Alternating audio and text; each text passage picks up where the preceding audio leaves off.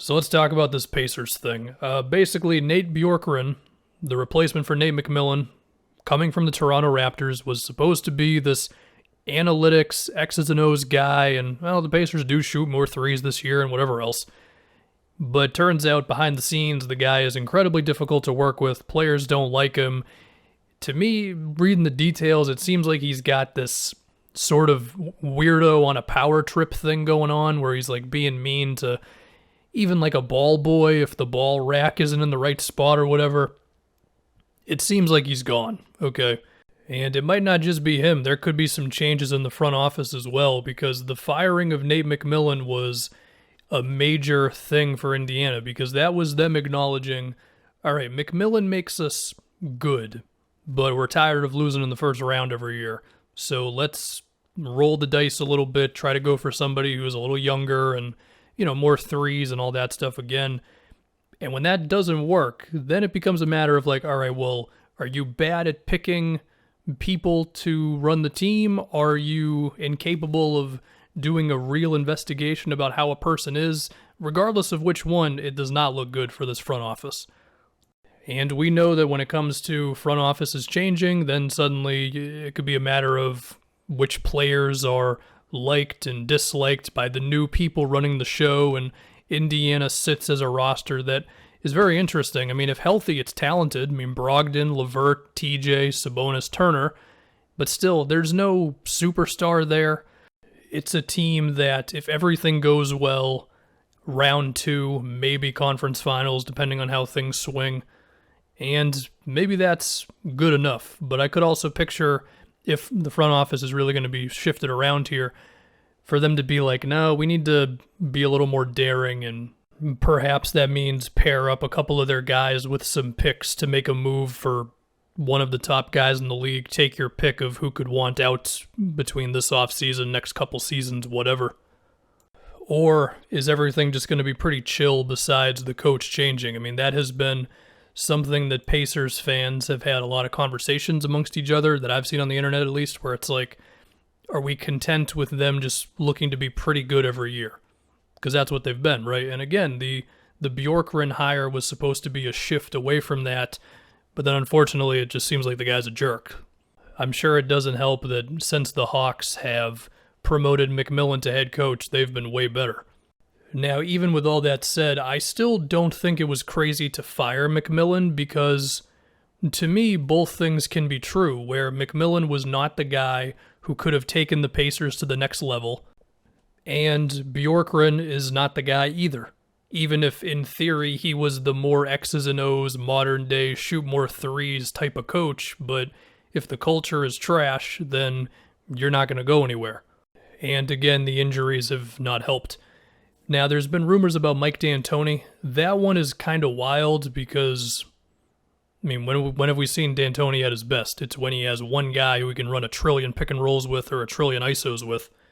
He doesn't really have that on this Pacers team right now. I mean, he can run as many Sabonis, Brogdon pick and rolls as he wants to, but it's not going to be the same as James Harden taking like 5 step-back threes a game, right? I also would like to see how D'Antoni would handle the Sabonis-Turner thing, but there's not a guarantee that D'Antoni will be the guy as of right now. But we'll have to wait for all that stuff. As far as the rest of this season, I actually think it would be better for them if they just got a lottery pick as opposed to winning the play-in tournament and then losing in round 1. I'm sure the players would disagree with me there, and I don't think the front office is going to try to tank or anything. But I think that would be better, and I think they could use it as a trade chip if they get it, unless they got super lucky and it ended up being like the first or whatever pick in the draft.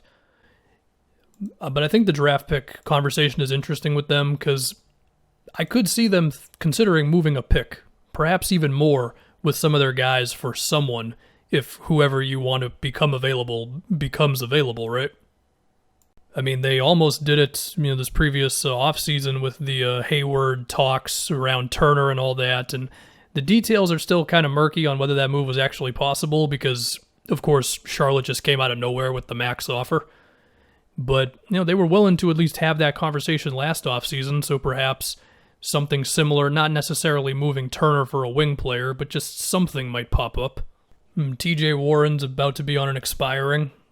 Are they confident that they're going to be able to re-sign him? We'll have to see. I mean, there was the thing about the trade rumor or the trade request, which TJ then denied. I don't know. We all know that it's not going great culture-wise, so that'll be something interesting to look at. And, I mean, the real crazy thing is if they just decide, like, you know what, Sabonis or Brogdon, we can turn these guys into better players. I wouldn't predict that sort of thing happening, but you never know. I think Pacers fans believe that this team's best chance is through Karis LeVert, and LeVert just becoming the great player that we've seen at times, because that's what they really need. I mean, you can put this nice roster together and you can be healthy, and I mean, maybe that team can come together and maybe you even win like 55 games one season if things really go well. But even then, I mean, would anybody pick that team in a series against MVP Embiid or the Nets or the Bucks or whatever? I mean, maybe if you hate Budenholzer that much. But yeah, man, so that's kind of the state of the Pacers. And as far as this head coach thing, we'll see what they do from here. They can't do too much in free agency. They've got $120 million committed to next season. And it should be said, if I want to be a pessimist here, LeVert and TJ have had multiple injuries in their career. So we can do the whole if they're healthy thing, but there's a chance that's not going to be a thing.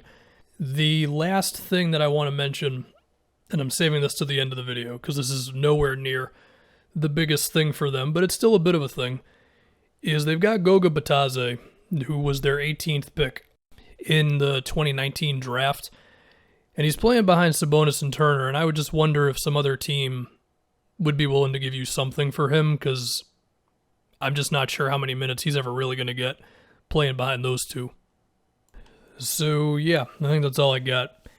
I think the moral of the story here is you can't take being a pretty good team for granted. And if you are going to go the route of the unknown versus being a little safer, then you've got to really nail it. I mean, the last time I can think of this going well was the Dwayne Casey to Nick Nurse thing, right? There's probably been others, but that's the one I think of. And even then, the Raptors were like, hey, Dwayne Casey, can you have him pass the ball more? And then they run into LeBron, and then there you go. But even then, the Raptors were willing to give it like one extra season, whereas it seemed like the Pacers were not really willing to do that. Now, should also be stated, the Raptors also traded for Kawhi Leonard, and Siakam became really good, so that helped him out too. And so we'll see what the Pacers do.